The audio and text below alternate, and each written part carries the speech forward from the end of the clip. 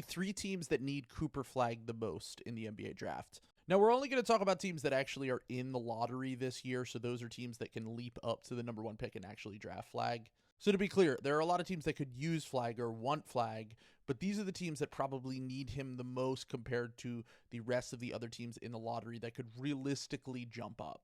Let's start first with the team who had the worst record in the NBA, the Utah Jazz. Next season will be the fourth season that the Utah Jazz have played since they traded away Donovan Mitchell and Rudy Gobert. And I think that this rebuild is still very far away. If you look at teams that are generally in like their third year of rebuilding, they usually have a few prospects on the roster that you can point to and say that player could become a star in the NBA. Or at a minimum, they have some guys that they could use in a trade to go get a star or something along those lines. And while Utah locked up Lauri Markkanen on a contract extension last summer, I think that they still need a lot more talent in the door, and Flagg would be absolutely franchise altering for them.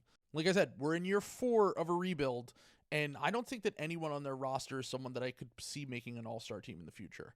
Outside of Walker Kessler, who they actually got in the Rudy Gobert trade, I think the best other prospect on their team right now that they've drafted in the last few years is probably Kyle Filipowski, who they got in the second round last year. They've had some bad luck for sure. Taylor Hendricks broke his leg last year, but overall their draft record has been pretty underwhelming the last few years. Cody Williams is coming off one of the worst rookie seasons I think we've ever seen in the NBA. And while they've had bright spots with other guys on the roster, like Bryce Sensabaugh's coming off a nice season, I know Isaiah Collier filled up the stat sheet, but that team was really bad and they needed someone to handle the ball. I don't really see a star upside in his future.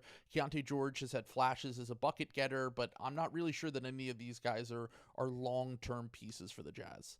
Getting Flagg would make them have an insane front court. I mean, they would be massive. You could put Lauri at the 3, you could put Cooper Flagg at the 4, put Walker Kessler at the 5, and that would just be a ton of length, a ton of skill, and you'd have Flagg and Kessler protecting the rim on the back end, combined with Lauri Markkanen spacing the floor as Cooper Flagg learns to grow on the ball as a creator, in addition to him hopefully becoming a shooter long term. And on top of that, Utah's never had the number 1 overall pick in the draft, surprisingly enough. They've always been kind of competitive. They're not a team that likes to tank often. They've only had a handful of top 5 or 6 picks in their history.